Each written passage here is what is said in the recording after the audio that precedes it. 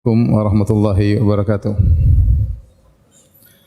Innal hamdalillah nahmaduhu wa nasta'inuhu wa nastaghfiruhu wa natubu ilaih. Wa na'udzu billahi min shururi anfusina wa min sayyiati a'malina. May yahdihillahu fala mudilla lahu wa may yudlil fala hadiyalah.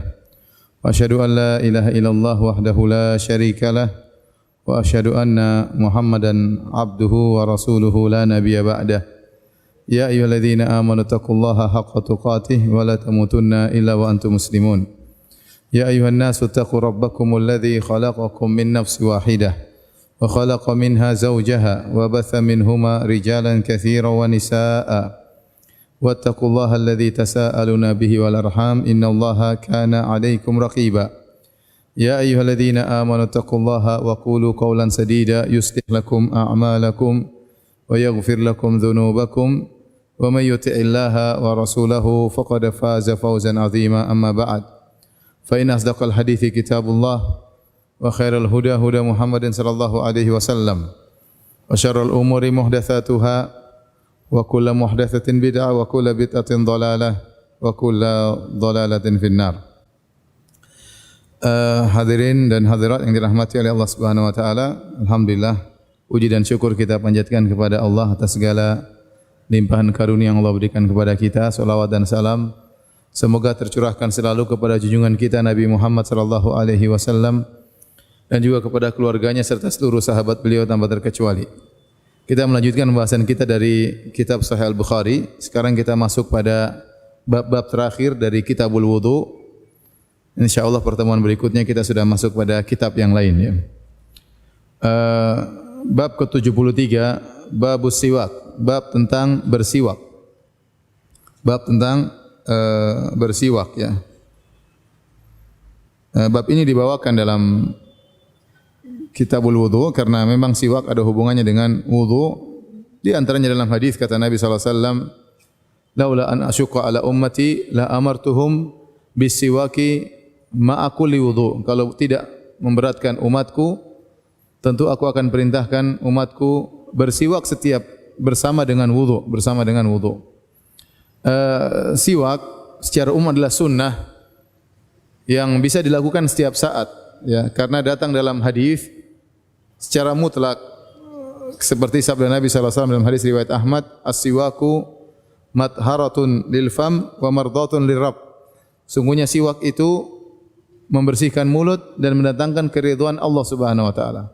Siwak itu membersihkan mulut dan mendatangkan keridhaan Allah Subhanahu wa taala. Asy-Syaukani rahimahullah waktu mengomentari hadis ini beliau mengatakan bahwasanya hadis ini menunjukkan siwak disunnahkan kapan saja, tidak terikat dengan waktu tertentu karena hadis datang dalam kondisi mutlak, ya, membersihkan mulut dan juga selain itu mendatangkan keridhaan Allah Subhanahu wa taala. Maka siapa yang bersiwak dia akan mendatangkan keridhaan Allah Subhanahu wa taala. Namun di sana ada beberapa waktu yang ditekankan seorang untuk bersiwak. Ada beberapa waktu yang ditekankan seorang untuk bersiwak. Di antaranya tatkala hendak salat, ya. Dalam hadis laula an asyqa ala ummati la amartuhum bisiwaki inda kulli salat. Kalau tidak memberatkan umatku, aku akan perintahkan mereka untuk bersiwak setiap kali salat. Ini menunjukkan Nabi sangat perhatian. Makanya siwak ini sunnah yang sangat ditekankan. Maka Nabi mengatakan kalau tidak memberatkan umatku, tentu aku akan perintahkan mereka untuk bersiwak setiap kali salat. Namun tidak Nabi perintahkan. Kalau Nabi perintahkan maka jadi wajib. Tatkala Nabi tidak perintahkan, Nabi hanya menganjurkan, maka hukumnya adalah sunnah. Demikian juga setiap kali wudu. Kata Nabi sallallahu alaihi wasallam, laula an asyqa ala ummati la amartuhum bisiwaki ma'a kulli wudu. Kalau tidak memberatkan umatku, tentu aku akan perintahkan mereka untuk bersiwak bersamaan dengan wudu. Apa bedanya antara inda kulli salat dengan ma'a kulli wudu? Kalau salat Nabi mengatakan aku akan perintahkan mereka bersiwak inda tatkala salat. Rasulullah menggunakan kata inda. Tatkala berwudu, Nabi mengatakan ma'a, bersama dengan wudu. Aku akan perintahkan mereka untuk bersiwak ma'a, bersama dengan wudu. sebagian ulama menjelaskan bahwasanya seperti Syekh Utsaimin rahimahullah taala, Nabi mengatakan inda kulli salat, artinya sebelum salat seorang bersiwak. Kemudian dia bersiwak. Tapi seandainya dia lupa bersiwak kemudian dia sedang salat, dia ingat tadi dia belum bersiwak, jangan dia siwak di tengah-tengah ya. Misalnya Allahu Akbar lagi ruku, aduh belum siwak. Jangan, enggak boleh. Tetapi kalau wudu, misalnya seorang sedang berwudu, kemudian tiba-tiba dia lupa di tengah-tengah wudunya dia belum siwak, dia boleh bersiwak di tengah-tengah. Terus dia lanjutkan wudunya. Ini sebagian ulama mengatakan perbedaannya demikian. Jadi Nabi mengatakan la amartuhum bisiwaki. Inda kulli salat, aku akan perintahkan mereka bersiwak tatkala salat. Adapun wudu kata Nabi, ma'akuli wudu, aku perintahkan mereka bersiwak bersamaan dengan wudu. Yaqtadil ma'iyah, yaitu kebersamaan. Kapan seorang lupa siwak sebelum wudu, dia boleh bersiwak di tengah-tengah wudu, enggak ada masalah ya. Ini kondisi kedua. Kondisi ketiga ya, tatkala hendak membaca Al-Qur'an atau dalam tatkala bangun malam untuk salat malam, maka akan datang nanti hadisnya dalam Sahih Al-Bukhari, Nabi sallallahu alaihi wasallam bangun malam kemudian yashusu fahu bisiwak, maka dia pun menggosok mulutnya dengan siwak ya, tatkala hendak bangun malam ya, mungkin mau salat, mau apa, baca Quran. Ini juga ditekankan untuk bersiwak. Di antaranya juga tatkala hendak baca Al-Qur'an ya, dalam satu hadis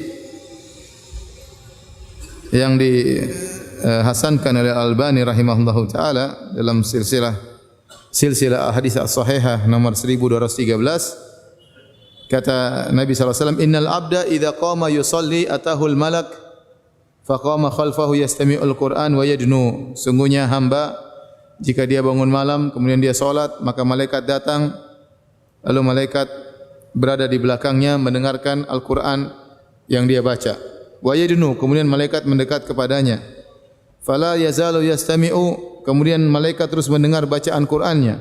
Wa yadnu, dan terus mendekat hatta yadha'afahu ala fihi, sampai malaikat meletakkan mulut malaikat di depan mulut orang tersebut. Fala yaqra'u ayatan illa kanat fi jawfil malak, tidaklah dia membaca satu ayat pun kecuali ayat tersebut masuk ke dalam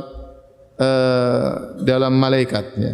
Jadi ini dalil bahwasanya Al-Quran sebaiknya dibaca dalam kondisi seorang bersiwak. Dan kalau orang bersiwak, dia lebih semangat baca Al-Quran tatkala dia sudah bersiwak, mulutnya bersih, segar, sehingga dia baca Quran lebih semangat, lebih mudah untuk tartil. Beda kalau mulutnya kotor, bau, dia sendiri tidak tahan untuk baca lama-lama ya, karena mulutnya bau dan tidak enak untuk digerakkan. Berbeda tatkala mulut dalam kondisi bersih. Kemudian di antara waktu yang dianjurkan untuk bersiwak adalah tatkala masuk rumah. Tatkala masuk rumah ya, dari seorang bertanya kepada Aisyah, bi ayyi syai'in kana yabda'u Rasulullah sallallahu alaihi wasallam idza dakhala baitahu? Qalat bisiwak. Maka Aisyah pernah ditanya, wahai Aisyah, yang pertama kali Nabi kerjakan waktu masuk rumah apa? Apa yang dia mulai kerjakan begitu masuk rumah? Kata Aisyah radhiyallahu taala anha, bisiwak. Yang pertama dia kerjakan, dia bersiwak. Jadi ini menunjukkan bagaimana perhatian Nabi SAW terhadap istrinya. Nabi masuk rumah, ya mungkin dari luar, Nabi masuk rumah, dia akan ngobrol dengan istrinya. Ya, dia bukan hendak salat, tapi dia ingin ketemu istrinya. Maka dia pun bersiwak terlebih dahulu. Makanya kalau kita pulang dari kantor ya, badan masih bau, mau ketemu istri, mandi dulu ya. Bersih-bersih dulu, kalau mulut bau, sikat gigi dulu, biar enak ngobrol sama istri ya. Nabi SAW perhatian tentang wangi tubuhnya, perhatian tentang bau mulutnya, sampai Rasulullah SAW kalau masuk rumah pertama kali Nabi bersiwak. Dan ini penting bagi kita dalam kehidupan rumah tangga. Makanya dalam hadis tatkala Nabi SAW ingin berpoligami, Nabi tidak bisa nazar secara langsung, maka Nabi menyuruh salah seorang istrinya untuk mengecek wanita yang akan dinikahi oleh Nabi SAW tersebut. Maka Nabi wasiatkan, kata Nabi SAW, syummi awaridhaha wanzuri ila urqubaiha. Kata Nabi, coba cium di sekitar mulutnya dan lihatlah bagaimana bentuk tumitnya. Ya. Nabi suruh mengecek sekitar bawah mulutnya. Ini menunjukkan Nabi perhatian terhadap kebersihan. Dia ingin sebagaimana istrinya bersih, Nabi juga ingin bersih. Maka Nabi SAW tatkala masuk rumah, yang pertama dia kerjakan adalah bersiwak, ya, supaya bisa enak ngobrol dengan istri. Kemudian yang di antara waktu yang dianjurkan juga untuk bersiwak adalah tatkala bau mulut berubah, kita ingin bersihkan mulut kita, karena tadi Nabi SAW bersabda, as-siwaku matharatun lil fam wa mardatun lirrabb. Sungguhnya siwak itu membersihkan mulut dan mendatangkan keridhaan Allah Subhanahu wa taala. Maka ini isyarat bahwasanya setiap mulut kita rasa enggak enak, kita dianjurkan untuk bersiwak. Nah, siwak itu apa? Siwak di zaman Nabi SAW adalah semacam kayu yang di bagian ujungnya bisa dilembutkan sehingga bisa digunakan untuk bersiwak, membersihkan gigi. Dahulu digunakan dari kayu arok, sampai sekarang orang-orang jual siwak di depan masjid menggunakan kayu arok. Yang kayu tersebut di ujungnya lembut. Jadi tidak semua kayu bisa dijadikan siwak. Jangan kita ambil kayu besi kemudian kita siwak. Kayu jati ya bisa hancur gigi kita seluruhnya. Bisa rontok gusi-gusi kita. Tetapi siwak adalah siwak kayu yang ujungnya bisa dilembutkan. Dan yang paling bagus adalah kayu arok, dan itu digunakan sampai sekarang. Dan kayu arok selain dia lembut, dia juga mengandung rasa mint, rasa mentol. Makanya orang kalau siwak itu agak segar karena siwak tersebut ada rasanya, mendatangkan kesegaran. Itu yang disebut dengan siwak. Dan sebagian negara punya siwak model lain. Saya punya kawan dari Afrika. Dia punya siwak model lain, bukan siwak model Arab. Jadi siwak kayu dia potong, setelah potong depannya tapi bisa lembut. Dan dia bawa siwak dari Afrika langsung. Dia tidak pakai siwak Madinah. Dia pakai siwak dari apa? Afrika. Saya lihat, siwaknya lain. Ya, dia bawa dari kampungnya sendiri. Ya, kayunya berbeda, tapi sama. Giginya kuat, bersih, ya. Dan di kelas gitu terus sering siwak. Waktu kita di sekolah, ya. Oleh karenanya siwak ini sangat disenangi oleh Nabi SAW dan Nabi sering kali bersiwak. Tadi kita sudah sebutkan kondisi-kondisi Nabi bersiwak. Nabi suruh orang untuk bersiwak bahkan setiap kali solat, bahkan setiap kali wudu. Dan memang siwak kalau dengan kayu siwak itu bisa kita terapkan sunnah Nabi. Kita bisa setiap wudu bersiwak, apalagi siwak mudah kita bawa. Ada seorang salaf bernama Zaid bin Khalid rahimahullahu taala, kana yadha'u siwak indahu mawdi' al-qalam min al-udhun. Adalah Zaid bin Khalid, disebutkan oleh Al-Hafidz Ibn Hajar dalam Fathul Bari. Zaid bin Khalid dia selalu membawa siwaknya. Dan dia meletakkan siwaknya. Ibu tolong HP-nya dimatiin.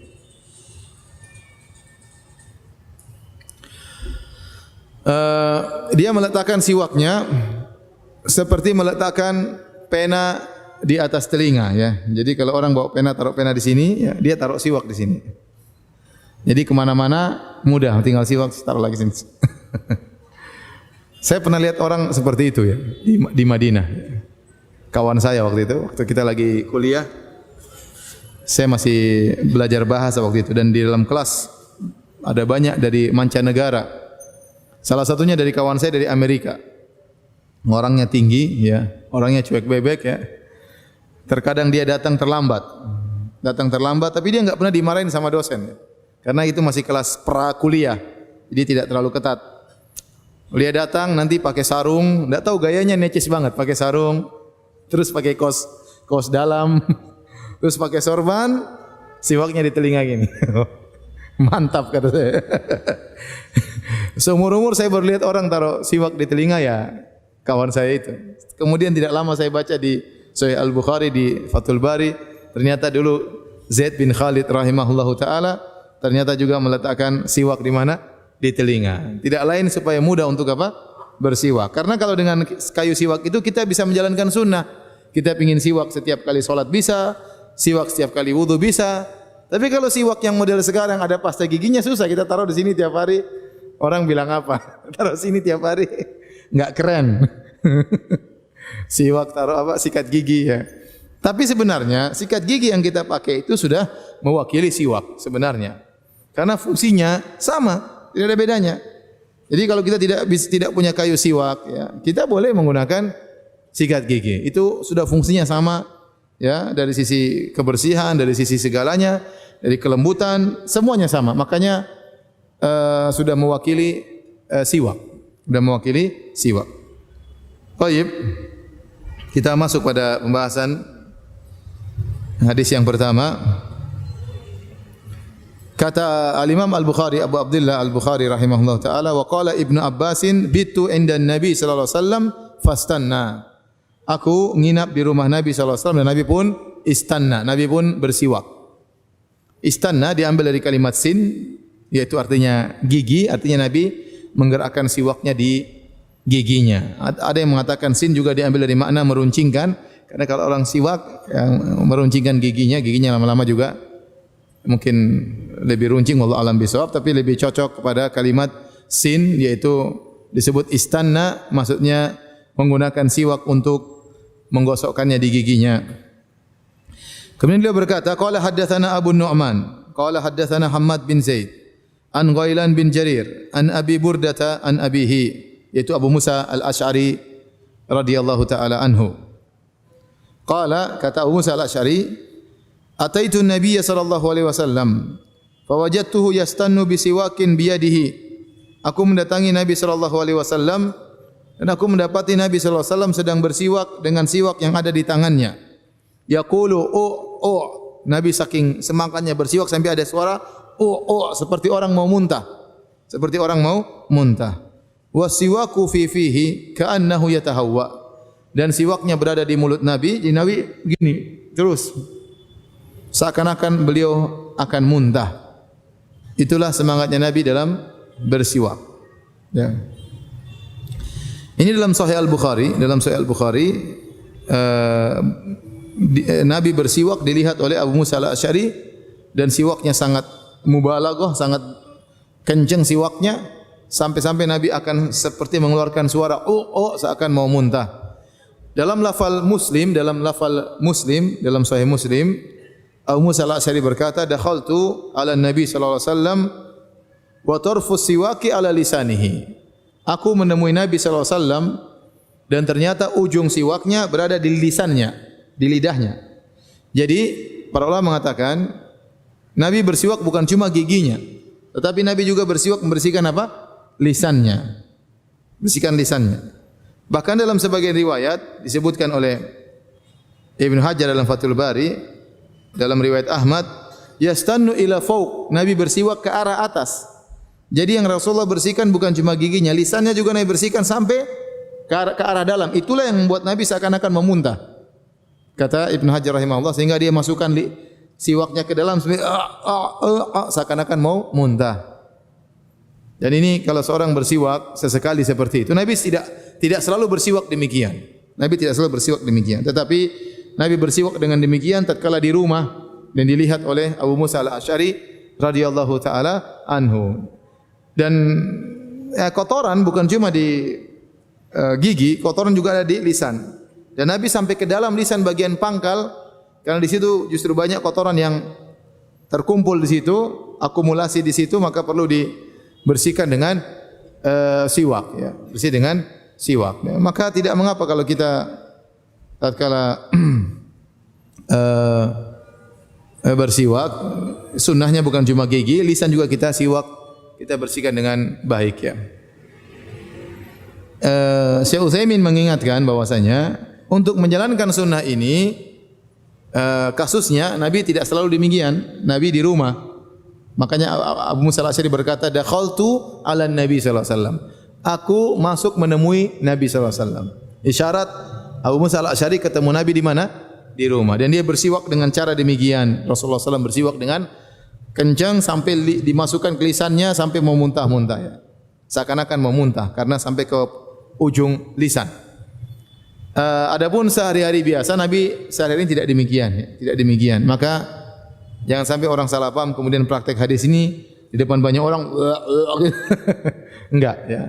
Itu kalau kita lagi sendirian atau lagi di rumah enggak ada masalah karena kita ingin kebersihan. Atau kita pas lagi wudu, tapi kalau depan orang sebagian orang terkadang mungkin merasa kurang enak dilihat dan yang lainnya ya. Dan memang Nabi SAW tidak mempraktekannya di hadapan banyak orang. Tatkala beliau sedang di rumah maka dia bersiwak dengan demikian dan itu sunnah. Kita bersiwak membersihkan gigi, lisan bahkan bagian pangkal lisan. Allah taala alam bisawab. Taib hadirin dan hadirat yang dirahmati oleh Allah Subhanahu wa taala. Siwak ini, apa kita bersiwak dengan tangan kanan atau tangan kiri? Ada khilaf di kalangan para ulama.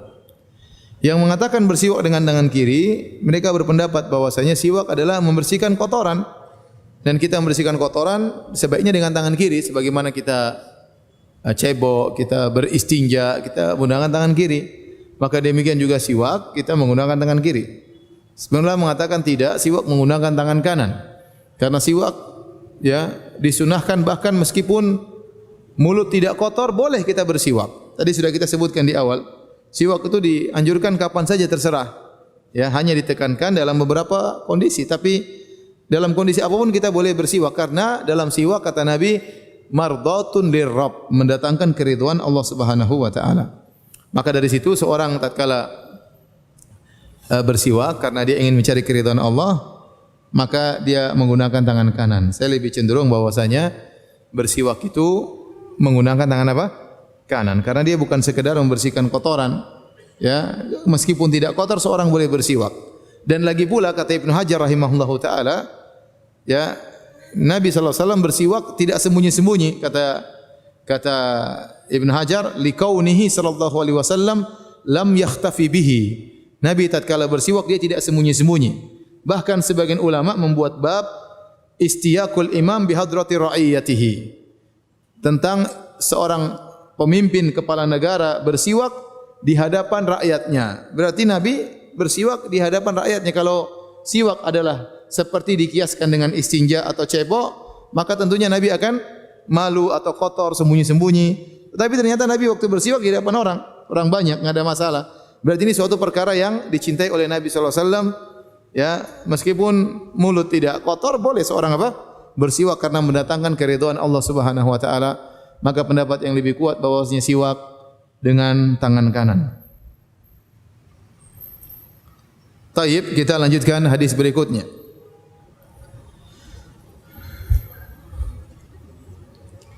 Qala haddatsana Utsman, kata Imam Al-Bukhari qala haddatsana Utsman telah menyampaikan kepada kami.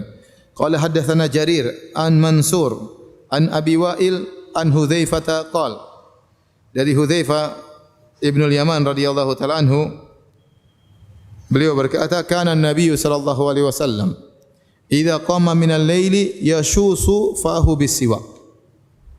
Adalah kebiasaan Nabi sallallahu alaihi wasallam kalau dia bangun malam dia membersihkan mulutnya dengan siwak. Dan Hudzaifah ini salah seorang sahabat yang pernah salat malam bersama Nabi sallallahu alaihi wasallam. Nabi salat kemudian dia ikut di belakang, ya. Yang kemudian Nabi baca surat Al-Baqarah, surat An-Nisa, surat Al-Maidah satu rakaat, ya. Intinya sehingga dia tahu malamnya Nabi bagaimana. Maka dia mengatakan kana idza qama minal lail yashusu fahu bisiwak. Nabi kalau bangun malam untuk tahajud, ya, maka Nabi bersiwak, membersihkan mulutnya dengan siwak. Apa yang dimaksud dengan asyausah, yasusu? Yasusu ada khilaf di kalangan para ulama. Ada yang mengatakan yasusu artinya membersihkan secara horizontal, namanya syausah. Ada yang mengatakan asyausah maksudnya dengan vertikal, ya. Wallahu alam, dua-duanya mungkin Nabi kerjakan, membersihkan gigi dengan horizontal maupun vertikal. Dan kalau kita dengar perkataan para dokter gigi, ya, mereka bilang sikat gigi dengan dua model, dengan apa? Vertikal dan apa? Horizontal. Kalau ada dengan vertikal dan horizontal, karena vertikal bisa menghilangkan kotoran-kotoran yang menyelinap, ya. Kalau sekedar horizontal mungkin kurang bersih, perlu vertikal dan horizontal. Kemudian juga bagian dalam, jangan juga lupa bersihkan juga dengan vertikal dan horizontal. Dan itu dikatakan oleh para dokter, ya. Memang kurang enak kalau kita vertikal bagian dalam, agak repot. Paling kita secara horizontal aja. Tapi sebenarnya vertikal juga perlu karena bagian-bagian itu bisa lepas karang gigi dan yang lainnya bisa lepas dengan cara vertikal. Kemudian yang lupa, lisan juga dibersihkan. Terkadang sumber bau mulut dari kotoran yang terkumpul di bagian belakang lidah. Maka kita gosok dengan sikat gigi, itu lebih baik. Ya. Dan ini dalil bahwasanya kalau bangun tidur dianjurkan untuk bersiwak. Dan saya ingatkan kita di bulan Ramadan ini tidak mengapa kita bersiwak. Perbanyak siwak tidak mengapa. Karena siwak mendatangkan apa? Keridhaan Allah. Dan saya sudah katakan tadi bahwasanya siwak tidak harus dengan kayu siwak, ya. Tapi dengan pasta gigi, dengan sikat gigi sudah mewakili fungsi siwak tersebut secara umum sudah mewakili. Sehingga seorang kalau mulutnya bersih, dia semangat berzikir, dia semangat baca Quran. Ya. Tidak enak kalau kita mulut kotor kemudian kita baca Quran, rasanya kurang seger. Oleh karena tidak mengapa kita bersiwak tatkala di bulan Ramadan. Dan itu kembali kepada hukum asal. Nabi SAW hobinya bersiwak di luar bulan Ramadan. Dan tidak ada dalil yang membedakan Nabi kalau di bulan Ramadan tidak bersiwak. Tidak ada dalil tersebut. Oleh karenanya para ulama seperti Ibnu Hajar membawakan kepada hukum asal. Hukum asal Nabi suka bersiwak, maka di bulan Ramadan pun kembali kepada hukum asal Nabi suka bersiwak. Seandainya Nabi tidak bersiwak di bulan Ramadan, tentu akan dinukilkan oleh para sahabat. Karena itu kebiasaan Nabi yang sangat zahir, Nabi sering sekali bersiwak, ya, sallallahu alaihi wasallam. Taib. Kita lanjutkan. Bab daf'us siwak ilal akbar. Bab tentang memberikan siwak kepada yang lebih besar. Kepada orang yang lebih besar. Maksudnya apa? Kita bacakan hadisnya. Qala Abu Abdullah Al-Bukhari rahimahullahu taala wa qala Affan. Affan berkata, haddatsana Sakhr bin Juwairiyah. An Nafi' an Ibni Umar anna an-nabiy sallallahu alaihi wasallam qala, bahwasanya Nabi sallallahu alaihi wasallam bersabda, Arani atasawwaku bisiwakin. Arani, aku melihat diriku sedang bersiwak, kata Nabi. Aku melihat diriku sedang bersiwak. Dalam sebagian riwayat, ya, urani fil manam. Aku sedang melihat diriku dalam mimpi sedang bersiwak. Dalam riwayat Al-Ismaili, ra'aitu fil manam. Aku melihat diriku sedang bersiwak dalam mimpi. Jadi Nabi sedang bermimpi, beliau sedang bersiwak. Subhanallah, begitu. Ya, sampai siwak terbawa mimpi oleh Nabi sallallahu alaihi wasallam. Ya, artinya siwak ini sunnah yang disenangi oleh Nabi sallallahu alaihi wasallam. Faja'ani rajulani, maka datanglah kepadaku dua orang lelaki. Ahaduhuma akbaru minal akhar, yang satu lebih tua daripada yang lainnya. Satu lebih tua daripada yang lainnya. Fanawaltu siwakal asghara minhuma, maka aku pun memberikan siwakku yang aku pakai kepada yang lebih muda di antara kedua orang tersebut. Aku berikan siwak yang aku pakai kepada yang lebih muda di antara dua orang tersebut. Faqila li kabbir, maka dikatakan kepadaku, wahai Rasulullah, berikan kepada yang lebih tua. Dalam riwayat yang mengatakan kabbir, berikan yang kepada yang lebih tua adalah malaikat Jibril alaihissalam. Fadafa'tu ilal akbar minhuma, maka aku pun tadi mau diberikan kepada yang muda, tidak jadi, akhirnya Nabi berikan kepada yang lebih tua. Nabi berikan kepada yang lebih tua.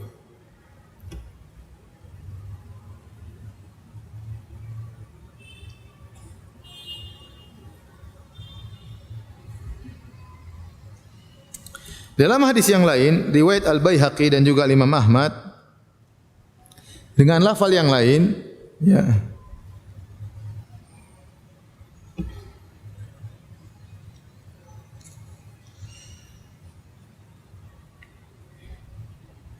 Sahabat berkata, ya, ra'aitu Rasulullah sallam yastannu fa'atahu akbaral qaum. Aku melihat Nabi sedang bersiwak, bukan di alam mimpi tapi alam nyata. Aku melihat Nabi sedang bersiwak. Fa'atahu akbaral qaum. Setelah bersiwak dia berikan siwak tersebut kepada orang yang lebih tua. Yang paling tua di antara yang hadir. Tsumma qala, kemudian beliau berkata, ini Jibril amaroni an ukabbir. Jibril menyuruhku untuk mendahulukan orang yang lebih tua. Maka Ibnu Hajar menjamakkan dua riwayat ini. Dalam Sahih Bukhari disebutkan Nabi bermimpi, dalam riwayat Ahmad Nabi bersiwak di alam nyata bukan alam mimpi. Maka dijamak bagaimana mengkompromikan dua hadis ini, maksudnya Nabi sebelumnya bermimpi dan dia terapkan juga di alam nyata. Tatkala beliau sedang bersiwak, setelah itu beliau serahkan siwaknya kepada orang yang lebih tua daripada yang hadir. Dan ini dalil bahwasanya perlu kita menghormati yang lebih tua. Menghormati yang lebih tua, dan syariat mendukung akan hal tersebut. Bahwasanya yang lebih tua diutamakan, ya. Yang lebih tua diutamakan. Seperti dalam masalah imam, ya. Imam tentunya yang paling utama dilihat dari aqra'ukum li kitabillah, yang paling pandai baca Al-Qur'an. Kalau ternyata semua sama pandainya, maka yang yang lebih mengerti atau lebih dahulu masuk Islam misalnya, ya. Jadi ada urutan-urutannya. Di antara yang diperhatikan adalah yang lebih tua. Kalau memang semuanya sama, maksudnya sama, ilmunya sama, sama-sama qari, maka yang lebih tua jadi imam. Ya. Karena dalam sebagian riwayat Nabi mengatakan demikian. Ya.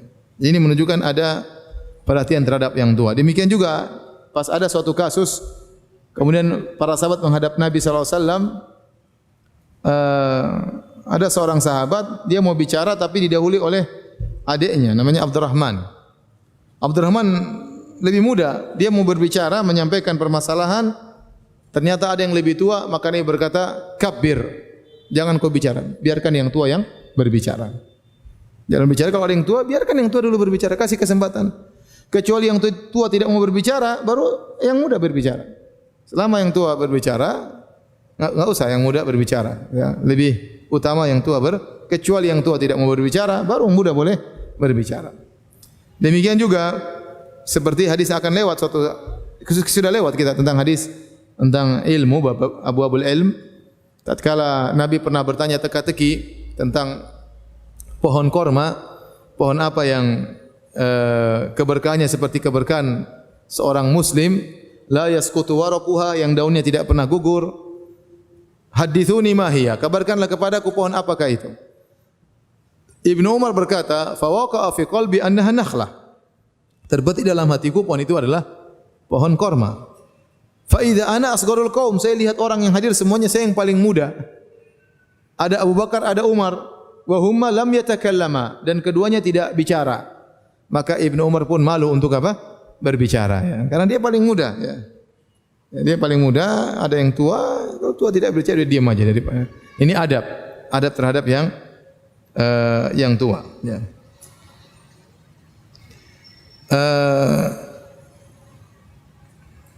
Kata Syekh Utsaimin rahimahullahu taala,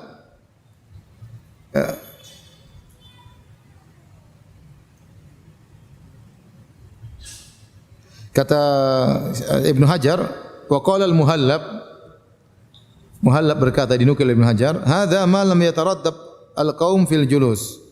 Fa idza tarattabu fa sunnatu hina idzin taqdimul aiman. Ini kalau ternyata misalnya orang-orang tidak teratur duduknya. Tapi kalau orang duduk teratur, yang sunnah adalah yang bagian kanan terlebih dahulu. Fa sunnah hina idzin taqdimul aiman, dan ini yang didahulukan sebelah kanan. Dan akan datang dalam satu hadis tatkala Rasulullah sallam minum bersiwak kalau tidak salah, atau minum air, ya. Kemudian waktu itu orang-orang hadir dan sudah duduk dengan rapi. Di sebelah kanan Nabi ada A'rabi, orang Arab Badui. Sebelah kiri Nabi ada Abu Bakar. Maka setelah Nabi minum, kemudian Nabi berikan kepada Arab Badui karena dia sebelah kanan. Maka Umar berkata, "Ya Rasulullah, Abu Bakar." "Wahai Rasulullah, di sampingmu ada Abu Bakar." Tetapi Abu Bakar posisinya di mana? Di kiri. Maka Nabi dahulukan yang kanan. Padahal Abu Bakar adalah orang yang mungkin tua, yang senior. Tapi karena kalau orang sudah duduk rapi, maka yang kanan lebih didahulukan. Kalau orang duduk enggak teratur, maka kalau kita misalnya kasih minuman, kasih dulu yang lebih kepada yang lebih tua, sebagai bentuk penghormatan kepada yang tua. Aturannya antara tua dan muda, kata Nabi sallallahu alaihi wasallam, "Laisa minna man lam yuwaqqir kabirana wa lam yarham saghirana." Bukan dari golongan kami yang tidak memuliakan yang tua dan tidak sayang kepada yang muda. Maka dua-duanya harus punya tanggung jawab, ya, dan punya perhatian. Yang muda hormat kepada yang tua sayang kepada yang yang muda. Kapan hilang hal ini salah satu dari keduanya, maka akan terjadi cekcok ya antara tua dan muda. Kalau yang muda tidak hormat sama yang tua, ya repot. Merasa mentang-mentang, merasa lebih berilmu, merasa lebih ini, akhirnya kacau. Kalau yang tua juga maunya dihormati, tidak sayang kepada yang muda, juga akan terjadi khalal, terjadi masalah. Maka aturannya demikian, yang muda hormat kepada yang tua, dan yang tua sayang kepada yang muda. Taib, hadis ini juga menunjukkan ya bahwasanya seorang boleh memberikan siwaknya kepada yang lain. Bukankah dalam hadis Nabi SAW setelah bersiwak dia berikan siwaknya kepada orang lain ya. Maka ini tidak mengapa ya. Kalau langsung pakai boleh saja. Bekasnya orang boleh saja kalau kita tidak merasa jijik, apalagi suami istri enggak ada masalah ya. Tapi kalau jijik enggak ada masalah, dibersihkan dulu atau pakai dari sisi yang lain, enggak ada masalah. Oleh karenanya dalam hadis Abu Dawud, Sunan Abi Dawud dari Aisyah radhiyallahu anha, beliau berkata, "Kana Rasulullah SAW yu'tini siwak liaghsilahu." Nabi memberikan aku siwak untuk aku bersihkan. Jadi siwak itu boleh dibersihkan, dipakai lagi boleh. Nabi kasih siwak kepada Aisyah untuk dibersihkan. Fa abda'u bihi fa astaqu. Namun saya tidak langsung bersihkan, saya pakai dulu, kata Aisyah. Kenapa? Mencari keberkahan dari ludah siapa? Nabi sallallahu alaihi wasallam. Tsumma aksiluhu, setelah itu baru aku bersihkan. Tsumma adfa'uhu ilaihi, kemudian saya berikan kembali kepada Nabi sallallahu alaihi wasallam. Ini dalil bahwasanya Aisyah wanita yang cerdas, kesempatan bisa bersiwak dengan ada air liur Nabi sallallahu alaihi wasallam, maka tidak mengapa. Dan oleh karenanya disebutkan nanti dalam hadis Nabi sallallahu alaihi wasallam meninggal, kata Aisyah, liurku bercampur dengan liurnya ya. Sebagaimana datang dalam hadis waktu Rasulullah SAW akan meninggal dunia, maka datang Abdurrahman bin Abu Bakar sedang bersiwak.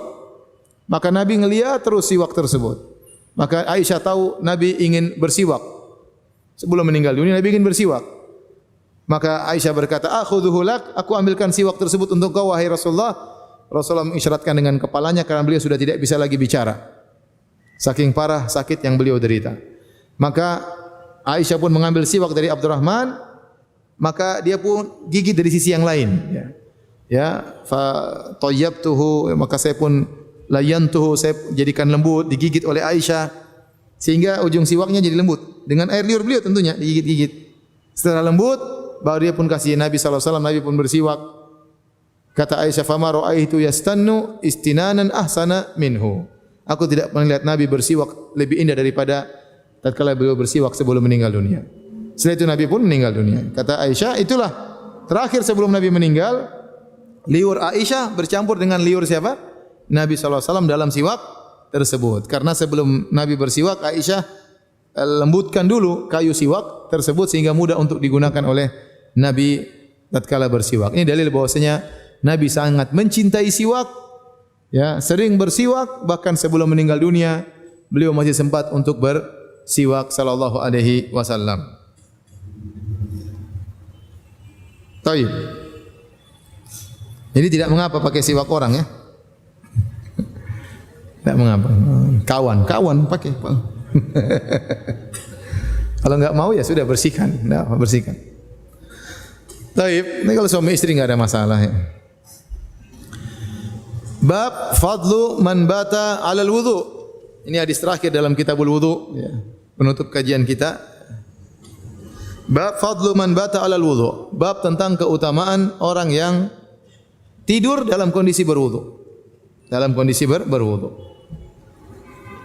Al-Imam Al-Bukhari berkata, qala haddatsana Muhammad bin Muqatil. Qala akhbarana Abdullah, qala akhbarana Sufyan an Mansur an Sa'ad bin Ubaidah Anil Bara bin Azib radhiyallahu anhu. Jadi Al-Bara bin Azib radhiyallahu anhu qala Nabi sallallahu alaihi wasallam, Nabi sallallahu alaihi wasallam bersabda, "Idza ataita madja'aka fatawadda wudu'aka lis-salat." Kalau kau hendak tidur, datang ke tempat tidurmu, maka berwudulah seperti kau wudu hendak salat. Ini sunnah. Sebelum tidur berwudu. Thumma taji' ala shiqqikal ayman. Kemudian berbaringlah di atas bagian kananmu. Jadi, begini ya. Thumma qul, kemudian berdoalah. Allahumma aslamtu wajhi ilaik. Ya Allah, aku serahkan wajahku kepada Engkau. Wa fawwadtu amri ilaik. Aku pasrahkan urusanku kepada Engkau. Wa aljahtu dhahri ilaik, dan aku sandarkan punggungku kepada Engkau. Raghbatan wa rahbatan ilaik. Aku berharap pahala darimu. Raghbah wa rahbatan, aku takut azab darimu. La malja'a wa la manja minka illa ilaik. Tidak ada tempat bersandar, tidak ada tempat keselamatan kecuali kepada Engkau. Tidak ada kesempatan selamat darimu, tidak ada tempat selamat darimu kecuali kepada Engkau juga. Allahumma amantu bi kitabika alladhi anzalt. Ya Allah, aku beriman kepada kitabmu yang kau turunkan. Wa bi nabiyyika alladhi arsalt, dan aku beriman kepada nabimu yang kau utus. Kata Nabi, ini doa. Ya. Antum hafal ya? Doa sebelum tidur. Saya ulangi, Allahumma, baca hadisnya situ. Allahumma aslamtu wajhi ilaik wa fawwadtu amri ilaik wa alja'tu dhahri ilaik raghbatan wa rahbatan ilaik la malja'a wa la manja minka illa ilaik. Allahumma amantu bi kitabika alladhi anzalt wa bi nabiyyika alladhi arsalt. Ini doa sebelum tidur. Kata Nabi, siapa yang berwudu kemudian membaca doa tersebut, fa in mutta min lailatika, jika engkau meninggal malam itu, kau tidur tidak bangun, fa anta alal fitrah, maka engkau berada di atas fitrah. Fitrah mungkin artinya di atas sunnah atau di atas kelurusan, fitrah yang benar, ya. Artinya meninggal dalam kondisi husnul khatimah. Kemudian kata Nabi, waj'alhunna akhira ma tatakallamu bih, dan jadikanlah doa ini sebagai doa yang terakhir kau ucapkan. Qala, maka Al-Bara bin Azib berusaha menghafal doa tersebut. Dia langsung ulang. Sekali dengar langsung dia hafal. Para sahabat dahulu demikian ya. Sekali dengar langsung apa? Hafal ya. Karena mereka orang Arab, mereka mengerti dan mereka hafalannya kuat ya. Kalau kita kacau balau ya. Kicau beliau ya. Maka diulang oleh Al-Bara bin Azib. Allahumma inni aslamtu wajhi ilaik wa fawwadtu amri ilaik wa alja'tu dhahri ilaik raghbatan wa rahbatan ilaik la malja'a wa la manja minka illa ilaik. Allahumma amantu bi kitabika alladhi anzalt. Kemudian dia salah ngomong, dia mengatakan wa bi rasulika alladhi arsalt. Harusnya wa bi nabiyyika alladhi arsalt. Aku beriman kepada nabimu yang kau utus, tapi karena dia paham bahasa Arab maka dia salah hafal, dia mengatakan aku beriman dengan rasulmu bukan dengan nabimu. Lafalnya bi nabiyyika alladhi arsalt, yang Nabi ajarkan. Aku beriman kepada nabimu yang kau utus, namun dia baca dengan salah bacaan, dia mengatakan aku beriman bi rasulika alladhi arsalt, dengan rasulmu yang kau utus ya. Wa bi rasulika alladhi arsalt. Maka Nabi tegur, kata Nabi, la, bukan begitu. Wa bi nabiyyika alladhi arsalt, dengan nabimu yang kau utus ya Allah. Jadi ditegur Al-Bara bin Azib karena salah hafal ya. Salah hafal terakhir salah ya. Kalau kita dari awal sampai akhir salah. Itu pun sebenarnya tidak salah secara makna, cuma harus jangan diganti nabi dengan rasul. Taib. Ini hadis terakhir dalam Kitabul Wudu tentang diutamakan atau disunnahkan seorang berwudu sebelum tidur. Karena kita tidak tahu ya, apakah kita tidur masih bisa bangun lagi? Allah yatawaffal anfusa hina mautiha wallati lam tamut fi manaimiha. Fa yumsiku allati qada 'alaiha al-maut wa yursilul ukhra ila ajalin musamma. Tatkala orang tidur nyawanya dipegang oleh Allah Subhanahu wa taala. Fa yumsiku allati qada 'alaiha al-maut, kalau dia meninggal ya udah nyawa dipegang, enggak balik lagi ke jasadnya. Wa yursilul ukhra, yang masih hidup dilepaskan kembali oleh Allah Subhanahu wa taala. Ila ajalin musamma, sampai waktunya dia meninggal dunia. Betapa banyak orang tidur enggak bangun lagi? Banyak. Segar bugar. Ada kejadian di luar, lagi main apa namanya? Main bulu tangkis malam-malam, kemudian capek mandi, tidur enggak bangun lagi. Ada yang main tenis malam-malam, bangun tidur enggak bangun lagi. Banyak orang yang tidur, banyak kejadian sebagian ikhwan-ikhwan meninggal tidur enggak bangun lagi ya. Kita tidak tahu kapan nyawa kita diambil oleh Allah Subhanahu wa taala, dipegang dan tidak dikembalikan. Maka seorang ingin agar dia meninggal dalam kondisi baik, husnul khatimah, di antaranya dia berwudu sebelum tidur. Hadirin dan hadirat yang Allah Subhanahu wa taala, doa tidur sangat banyak. Di antara doa yang sangat banyak diucapkan adalah doa sebelum tidur, banyak sekali. Kita baca 3 qul, ada doa ini, doa itu, doa banyak doa-doanya. Kalau kita mau hafal, saya rasa lebih dari 10 doa atau zikir yang dibaca sebelum tidur ya. Sebelum tidur ya. Di antaranya zikir ini. Nah, hadis ini menunjukkan bahwasanya zikir inilah zikir yang paling terakhir yang kita baca.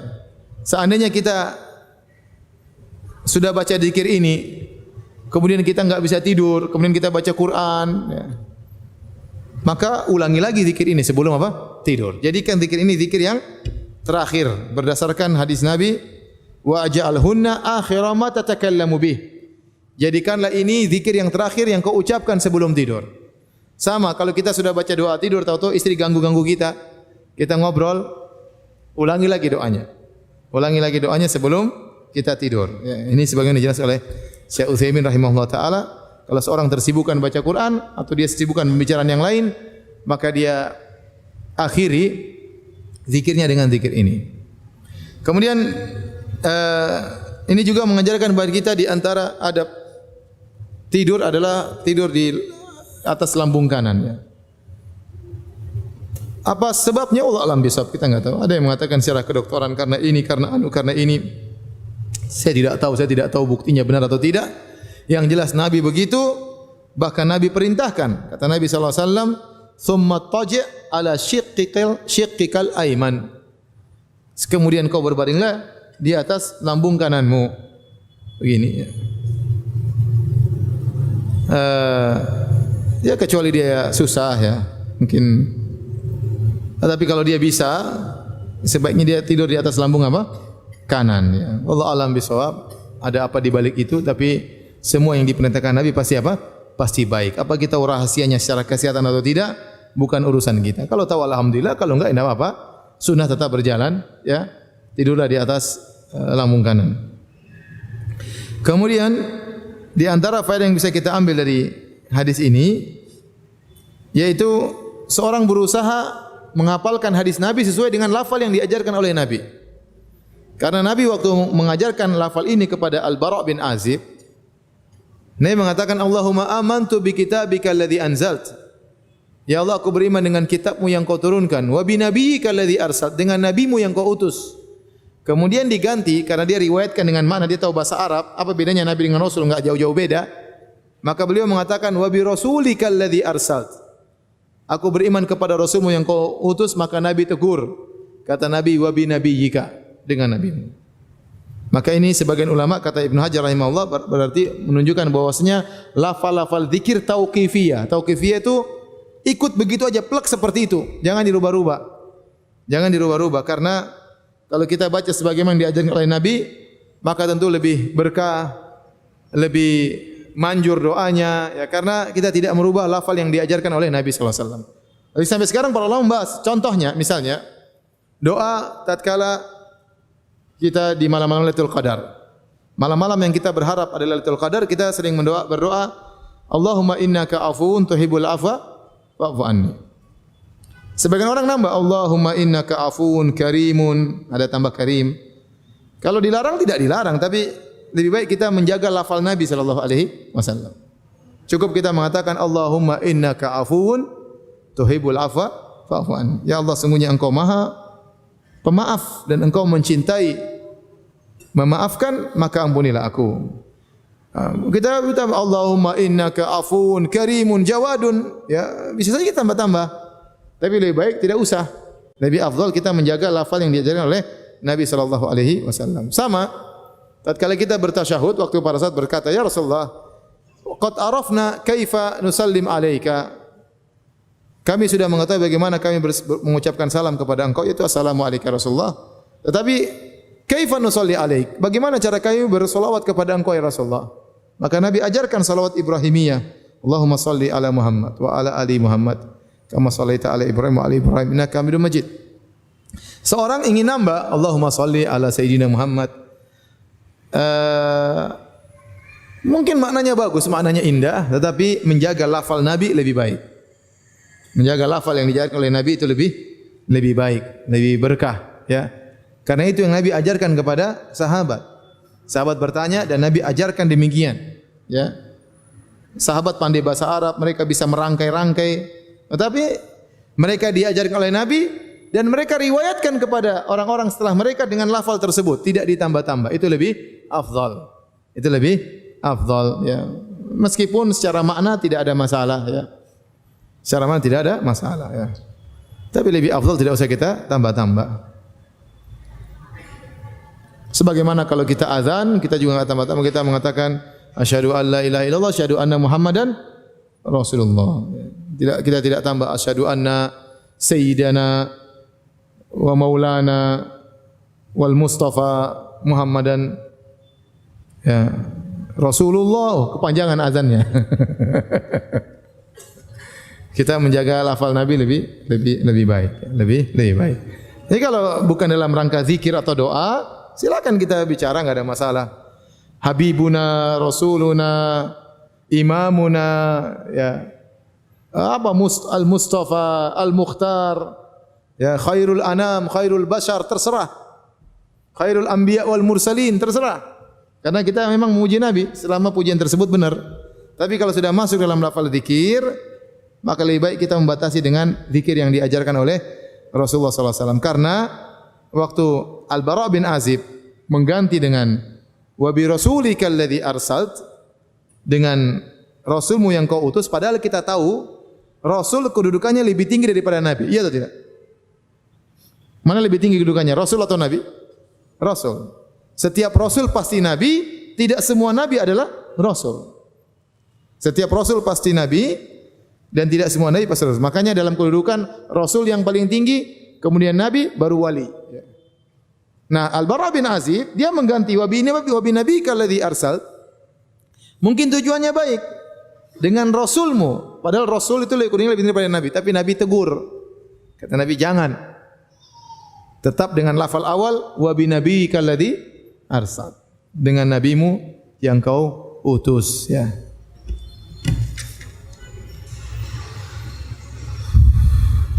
Taib. Demikianlah para hadirin. Kita selesai dari Kitabul Wudu, ya. Minggu depan masih mau hadir atau tidak? Tinggal 1 minggu lagi karena minggu keempat sudah i'tikaf, ya. Yang mau bertanya saya persilahkan. Wallahu taala alam bisawab. Jadi minggu depan saya enggak bawa buku ini lagi. Saya bawa buku yang baru.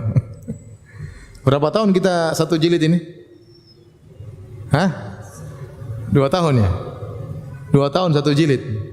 Masya Allah. Padahal ini ada 26 jilid kalau enggak salah.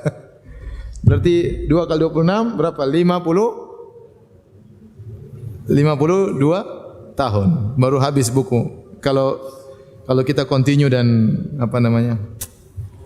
Ya mudah-mudahan Allah kasih umur biar kita bisa selesai dari apa? Sahih Bukhari. Tapi ada yang bertanya, saya persilakan. Bolehkah wudu hanya dengan disirami tanpa diusap? Makna dari jadi ada namanya al-ghusl, ada namanya al-ghusl, ada namanya ad-dalk. Ad-dalk itu menggosok, itu lebih tinggi daripada sekedar al-ghusl.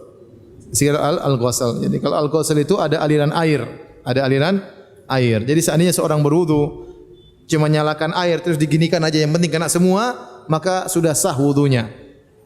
Karena Allah mengatakan faksilu wujuhakum wa aydiyakum ilal marafiqi wamsahu bi ru'usikum wa arjulakum. Misalnya seorang berwudu kemudian kaki dia malas untuk gosok-gosok, dia kasih begini aja, airnya ngalir, sah.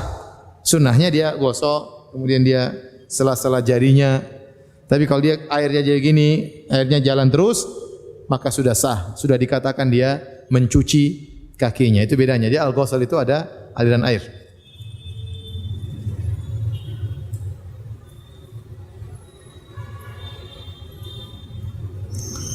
Apa keutamaannya orang melaksanakan salat syuruk, dan bolehkah seorang perempuan melaksanakan salat syuruk di rumah? Salat syuruk ini termasuk hadis-hadis yang diperselisihkan oleh para ulama, ya. Hadisnya datang dari beberapa sahabat, kalau enggak salah dari Ibnu Umar, dari Anas, yang jadi patokan dari Anas, dari Ibnu Umar, dari Abu Umamah, dari beberapa sahabat. Tetapi semua hadisnya semuanya bermasalah, semuanya dhaif, ada rawi yang bermasalah.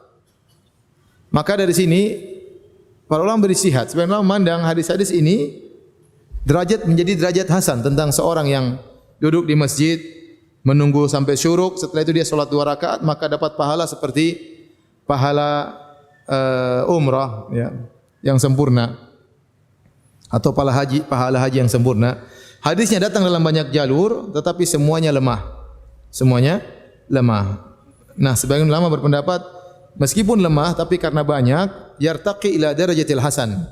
Maka naiklah yang lemah-lemah itu menjadi derajat yang hasan, namanya hasan li ghairihi. Hasan bukan karena zatnya tapi hasan karena digabungkan dengan jalur-jalur yang lain. Dan ini yang dilakukan oleh Syekh Albani rahimahullahu taala dan sebelumnya oleh Ibnu Hajar Al-Asqalani rahimahullahu taala, mereka menghasankan hadis ini. Sebagian ulama mendhaifkan hadis ini ya. Namun apakah terlepas hadis itu? Ya, ada yang mengatakan hadisnya dhaif karena meskipun banyak jalurnya tetapi rata-rata hadisnya dhaif jiddan. Dhaifnya berat. Dan kalau hadis sudah dihukumi dhaif jiddan, tidak mungkin naik kepada derajat hasan. Dia hanya bisa naik kepada derajat hasan kalau dha'fan yasiran, kalau dhaifnya ringan. Sehingga sebagian ulama mendhaifkan hadis ini. Tetapi amalan tersebut, apakah hadisnya hasan atau dhaif? Amalan seorang salat subuh, kemudian duduk di masjid berzikir sampai matahari terbit, itu sunnah Nabi sallallahu alaihi wasallam. Nabi begitu. Nabi sallallahu alaihi wasallam setelah salat subuh, dia tinggal di masjid, dia berzikir sampai terbit matahari ya. Kemudian silakan mau salat duha silakan. Yang jadi permasalahan adalah rangkaian amalan ini mengakibatkan mendapatkan pahala umrah. Ini yang diperselisihkan oleh para ulama tentang kehasanan hadis ini. Tetapi amalannya dianjurkan. Tanpa hadis ini pun sudah jelas Nabi demikian kegiatan sehari-harinya. Maka jika seorang laki kemudian ke masjid, kemudian duduk, kemudian berzikir sampai petang, ya, maka itu baik. Ya. Kemudian dia lanjutkan dengan solat duha yang dinamakan dengan solat syuruk. Karena solat syuruk itu awal dari solat apa? Duha, maka ini yang terbaik. Ya. Terlepas hadisnya hasan atau tidak, tapi itu sunnah Nabi sallallahu alaihi wasallam. Adapun wanita, ya, apakah disamakan dengan laki-laki? Kita bilang wanita yang terbaik solat di rumah daripada di masjid, dan dianjurkan, ya, untuk berzikir kepada Allah pagi dan petang. Kalau dia ingin zikir pagi menunggu duha baik, ya, baik. Tetapi jangan sampai dia tinggalkan kewajiban. Ya. Ada kewajiban ngurus anak, ngurus suami, ya. Ya, adapun zikir setelah pagi hukumnya sunnah, dia zikir secukupnya. Tapi kalau memang ternyata di rumah sendiri, anak-anak sudah pada gede, tidak ada di rumah, suami juga di masjid enggak pulang, ya udah dia zikir aja ya. Dia zikir aja. Ada seorang dia kerja jauh, perjalanan jauh, kemudian di pagi hari dia ingin mencumbui istrinya. Istrinya bilang, "Mas, saya lagi zikir pagi petang." Seperti begitu jangan, zikirnya berhenti dulu. Karena suami sekali-sekali juga tidak tiap hari juga minta jatah di pagi hari. Jadi istri dianjurkan juga, wanita secara umum juga untuk demikian, tapi lihat sikon, kalau ada kewajiban ditinggalkan maka jangan.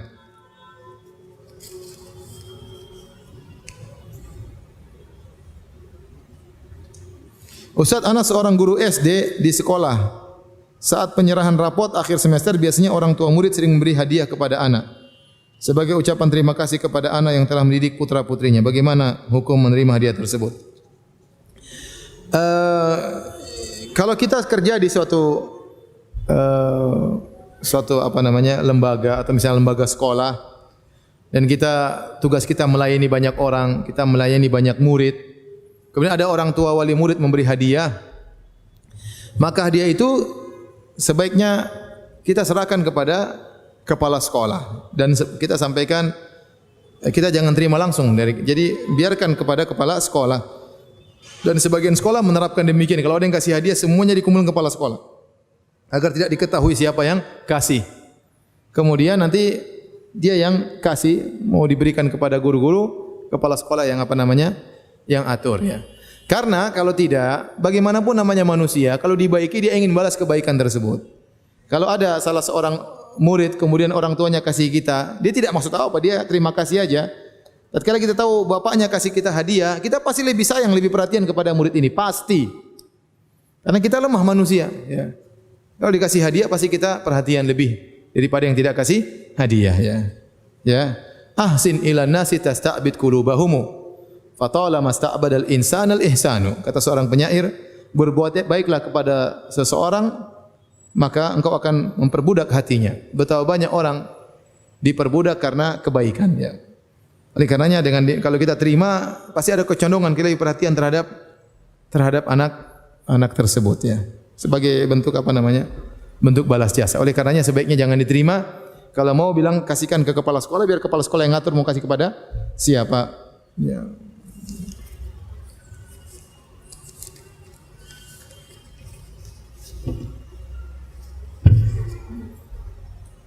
Ustaz, di bulan Ramadan setan semua dibelenggu, tapi masih banyak manusia yang melakukan maksiat. Pertanyaannya setan bagaimana yang dibelenggu? Dalam riwayat kata Nabi SAW, sulsilat maradatu sayatin, maradah. Al-maradah itu setan-setan gembong, bukan setan-setan kroco. Jadi yang kroco masih berkeliaran. Jadi kalau ada orang masih bermaksiat bulan Ramadan, berarti imannya kroco. Dia diganggu setan kroco aja dia KO ya. Ketahuilah maksiat terjadi dengan dua sebab. Pertama sebab eksternal dan kedua sebab internal. Sebab eksternal yaitu gangguan dari syaitan, gangguan dari luar, dari orang-orang buruk, orang-orang tukang maksiat ngajak kita bisa tergoda akhirnya kita bermaksiat. Yang kedua, faktor internal, diri kita juga buruk. Ya, makanya di antara doa Nabi, wa na'udzubika min syururi anfusina. Kami berlindung kepada Engkau dari keburukan jiwa-jiwa kami. Kita punya keburukan juga. Kita punya keburukan. Bisa jadi seorang ya ada nafsun ammaratun bisu. Ya, nafsu yang jiwa yang mengajak kepada keburukan, yang selalu menyuruh membisikkan keburukan. Nah, bisa jadi jiwa seorang sudah tertempa berbulan-bulan oleh syaitan. Diajari bagaimana cara bermaksiat sampai jiwa tersebut ya benar-benar sudah candu terhadap maksiat. Begitu setannya libur, dia sudah jalan sendiri. Meskipun setannya sedang cuti ya. Jadi tetap saja bisa terjadi maksiat meskipun di bulan Ramadan. Namun kita akui maksiat tersebut berkurang. Sampai para pezina saja terkadang libur ya, kurangi ya. Orang minum khamar, kurangi minum khamarnya. Orang judi, kurangi judinya. Meskipun mereka masih main judi ya. Tetapi maksiat memang berkurang karena setan dibelenggu ya. Adapun orang-orang kafir misalnya kemudian minum khamar zina di bulan Ramadan, yaitu mereka sudah setan sendiri ya. Tidak perlu lagi diajari sama apa? Setan. Karena setan ada syayatinal insi wal jinni, ada setan jin dan setan apa? Manusia.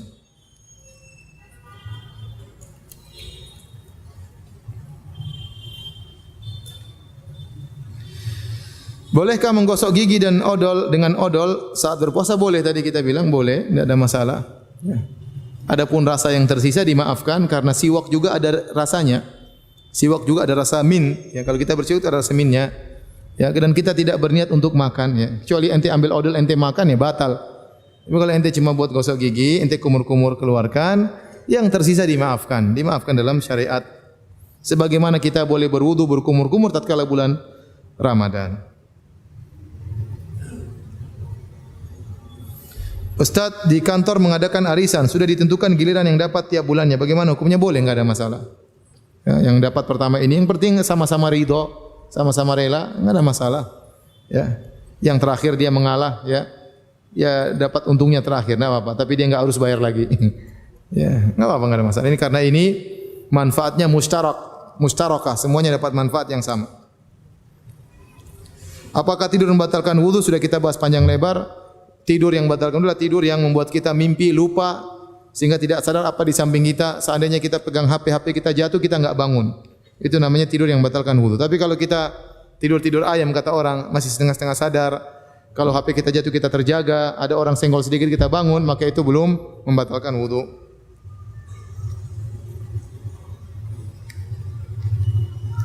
Ustaz, bolehkah wanita yang belum menikah mengikuti i'tikaf? Boleh, gadis boleh i'tikaf, tidak ada masalah, larangan, tetapi jaga diri. Cari masjid yang benar-benar terpisah benar antara wanita dan laki-laki. Cari masjid yang dibikin lebih aman, yang WC-nya, toiletnya pisah. Jadi tidak ada lalu lalang di antara laki-laki dengan perempuan. Misalnya lantai 1 laki-laki, lantai 2 perempuan tutup. Pas seperti ini kan masih bisa nengok-nengok ini. Apa mizanin ya. Tapi kalau yang tertutup itu lebih baik ya. Berusaha seperti ini perempuan WC-nya sebelah sana misalnya laki-laki itu lebih baik seperti itu. Cari masjid yang seperti itu lebih aman.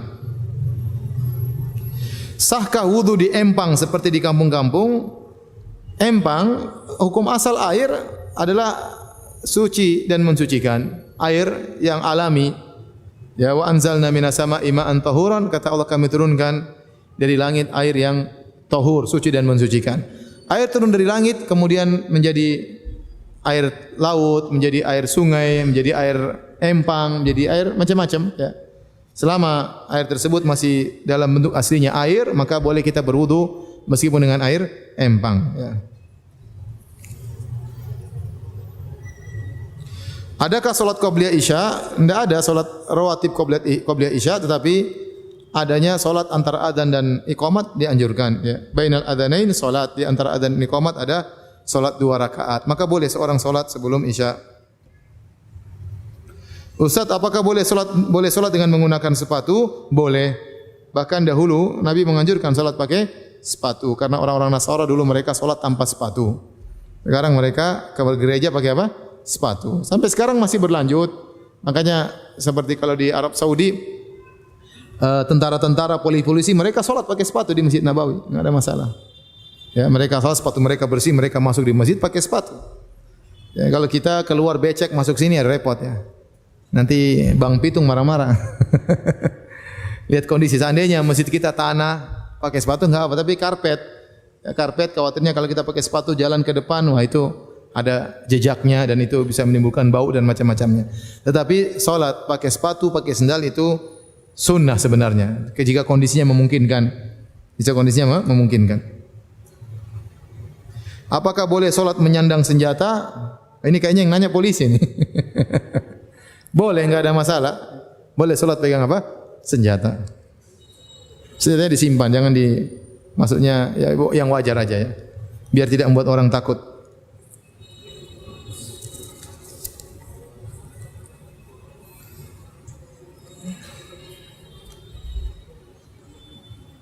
Iya, ini yang tanya TNI. Apakah boleh solat di bekas ladang perang? Boleh. Daerah perang kita boleh solat, tidak ada masalah. Adalah solat khauf, solat di medan pertempuran. Ya. Kami harus utamakan antara tugas negara dan kewajiban beribadah dengan Allah sebagai TNI. Ya, ini tugas yang mulia, menjaga negara. Niatkan karena Allah Subhanahu wa taala, karena negara ini negara yang diperjuangkan asalnya oleh umat Islam dan juga penduduknya mayoritas umat Islam, maka seorang paling tidak dia membela negara karena membela ya umat Islam secara khusus dan warga negara Indonesia secara umum. Keamanan dituntut. Keamanan adalah matlabun syar'i, ada tuntutan syariat. Maka jika seorang berusaha menimbulkan keamanan karena Allah Subhanahu wa taala, maka insyaallah dia berpahala. Kalau dia meninggal insyaallah mati syahid. Tapi jangan tinggalkan kewajiban terhadap Allah Subhanahu wa taala. Bagaimanapun kondisinya tetap salat. Kalau tidak memungkinkan di jamak, ya. Kalau lagi safar salat bisa qashar dan jamak, ya.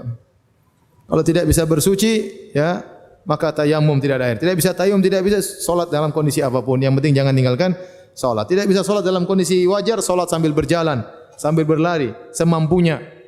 Tanpa ruku, tanpa sujud tidak masalah. Jangan tinggalkan salat. Fa in khiftum farijalan aw rukbana. Jika kalian takut maka salat dalam kondisi berjalan atau dalam kondisi naik kendaraan.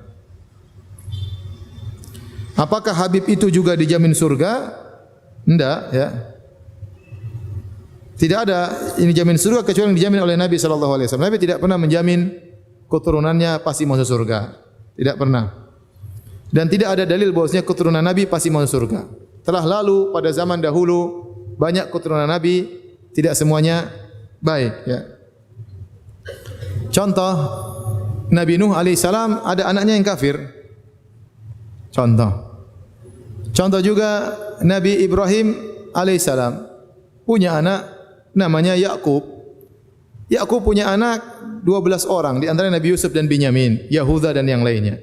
Yang 12 orang tersebut namanya Banu Israel. Dan Banu Israel semua Yahudi adalah Banu Israel. Dan kita tahu Banu Israel Yahudi ada yang baik, ada yang beriman dan banyak yang bejat. Padahal mereka semua keturunan Nabi Yakub alaihissalam. Demikian juga Nabi sallallahu alaihi wasallam. Nabi sallallahu alaihi wasallam berkata, Ya Fatimata binta Muhammadin, salini mimma lima syi'ti la ugni anki minallahi syai'a. Wahai Fatimah, putri Muhammad, mintalah harta dariku, aku akan berikan. Tapi aku tidak bisa menyelamatkan engkau dari Allah Subhanahu wa taala. Jadi tidak ada nabi mengatakan keturunanku pasti masuk surga, itu enggak ada. Ya, kenyataannya keturunan nabi juga bermacam-macam, ya. Kita tahu sendiri kenyataan sekarang, ya. Ada yang saleh, ada yang metal, ya. Ada yang kena kasus, ada yang Masya Allah ibadahnya luar biasa, ada yang dai luar biasa, berbagai macam. Ya. Ada yang sunnah, ada yang syiah. Kalau semua keturunan Nabi pasti masuk surga, orang syiah dong banyak masuk surga. Banyak orang syiah juga yang habib. Ya. Ya. Bahkan di sebagian tempat saya pernah dengar ada habib yang murtad misalnya. Ya. Ada. Jadi tidak ada yang mengatakan para habib itu adalah maksum, tidak ada. Ya, enggak maksum. Tapi kalau mereka beriman, kita harus hormati mereka. Ya, kata Nabi sallallahu alaihi wasallam, "Udzakirukumullah fi ahli baiti." Aku ingatkan kalian untuk menghormati apa? Ahlul bait, keturunanku. Apakah ada habib-habib yang salaf? Banyak habib yang salaf. Seperti di atas sunnah, seperti Al-Alusi, penulis kitab tafsir Ruhul Ma'ani. Masya Allah itu, di atas sunnah. Kemudian contohnya Siddiq Hasan Khan juga min dzurriyyatin Nabi sallallahu alaihi wasallam, ya. Kemudian juga banyak di Arab Saudi seperti Habib Abdul Qadir As-Saqaf. Abdul Qadir As-Saqaf itu punya mauqi judulnya Duror.net. Itu apa nama website paling bagus, Masya Allah. Tentang fikih, tentang hadis, dia bantah orang-orang Syiah, dia bantah orang-orang Sufi. Dia Habib. Jadi banyak, ya. Saya juga teman-teman juga banyak yang Habib yang sunnah. Jadi macam-macam namanya Habib, ada yang sunnah, ada yang Sufi, ada yang Syiah, dan tidak ada yang jamin bahwasanya semuanya mereka masuk surga. Kalau mereka tidak terjamin masuk surga, maka lebih utama mereka tidak bisa menjamin orang untuk masuk apa? Surga, ya.